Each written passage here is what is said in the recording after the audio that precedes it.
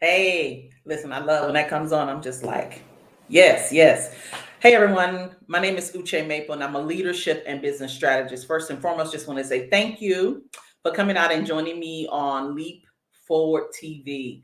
Get a few things out the way. Housekeeping, we have an amazing topic, but we have a very great event coming up. It is the how to launch 30 days to an epic launch, how you're able to do that successfully and, without the hassle and stress of being able to do that, right? So that is coming up on December 27th through the 29th.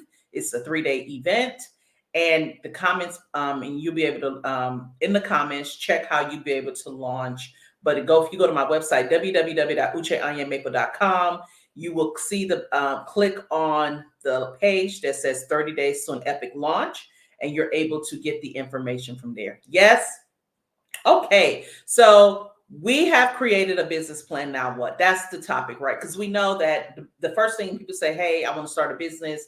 You hear people saying, well, what's your business plan? Well, what is it that you want to do? We have gotten away from doing that, where people just launch into business. They don't really have a plan, an idea of what they want, what the business is, what they're offering, who their client audience is. Is there a need for the business that they're offering? So with all that being said, the business plan, if you did it, is going to help identify all of that information. And now you are able to, you now know and have a somewhat thorough understanding of who your target audience is, who you're trying to attract. And now you're like, what do I do next? Well, here's the thing. This is the advice that I'm going to provide is can be used across if you're doing on service or if you're doing product based, right? So the first thing that we want to make sure that you do is, because this is what people miss, you need to make sure that you calculate what are your startup costs. What does it cost for you to be able to start your business? And that could be a plethora of things, right? That could be the technology that you need to start up your business. What help do you need? What type of people do you need to help you start up your business? What events, conventions that you need to attend where you are meeting people, where so that you can do marketing? What type of marketing do you need to do? Branding, who do you need to go talk to while you are solidifying and trying to get buy-in? So you really need to have an idea of what the startup cost is going to be. The technology, especially if you're looking for people to program anything for you, you really need to understand what that is. Or if you're doing like online servicing, who's going to create your social media, who's going to manage that, who's going to be doing the marketing, who's going to be engaging with people that are on there. So you want to make sure that you know who it is and have an understanding of what your startup costs. You really want to calculate how much it takes to run your business so that you can understand and you can know what to expect. So the first thing is you understand what your startup cost is before you launch, what those expenses are. Those expenses are reoccurring, so that's what you're going to be paying every month. You really want to make sure you get an understanding of what that is. Okay, so the first thing is calculate how much your startup costs are going to be, and then understand what your monthly expenses are. Got to get that money. All right. The second thing that I do recommend is go ahead and get you some business credit. Now, let me be clear.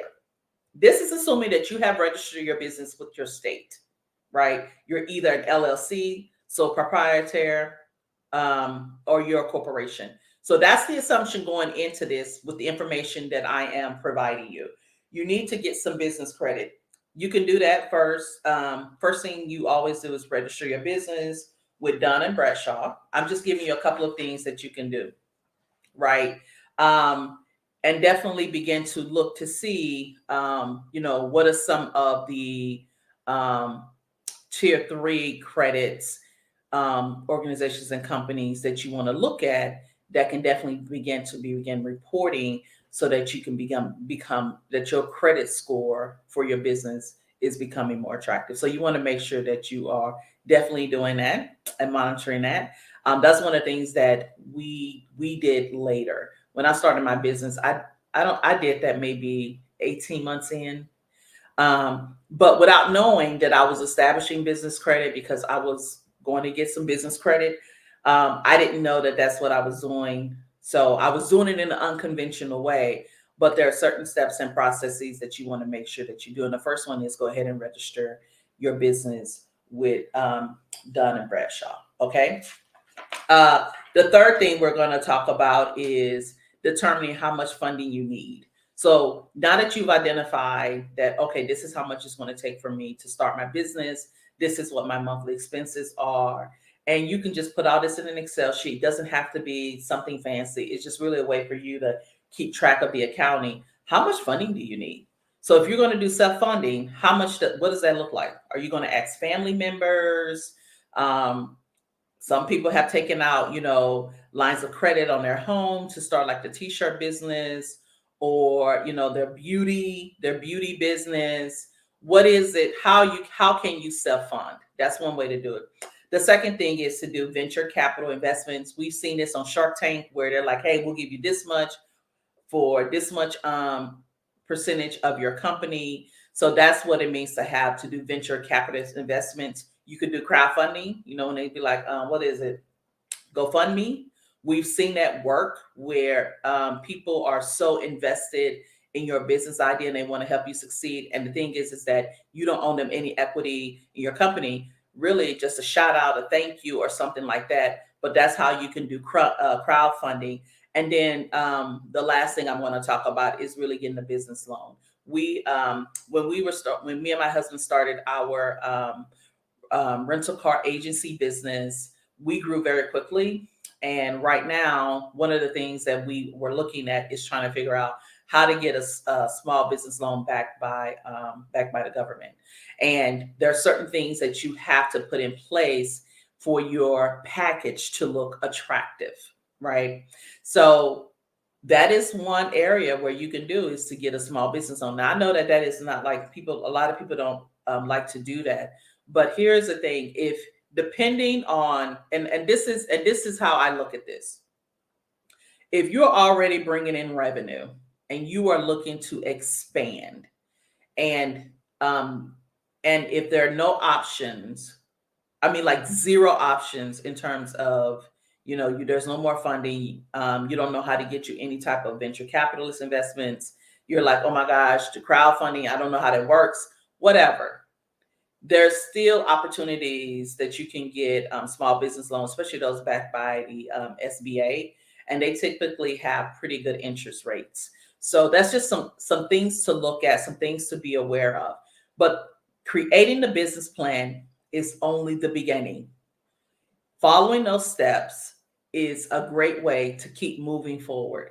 And if you are in a online service business where if you are a speaker and your services include where you go out and speak and you're getting speaking gigs, then your startup costs are going to be very low because really you're just solidifying yourself as a brand. So there's so many online virtual conferences and spaces that people on other platforms can have you on, where you can start beginning your branding, and then you can begin to market online socially, right? And then when you begin to get invited into those conferences where they have your picture up, that's another form of marketing. And then when you're pitching to speak at a company's workshop or different months that I have different themes, you're not able to pitch. And when they bring you on, you're not able to select a price.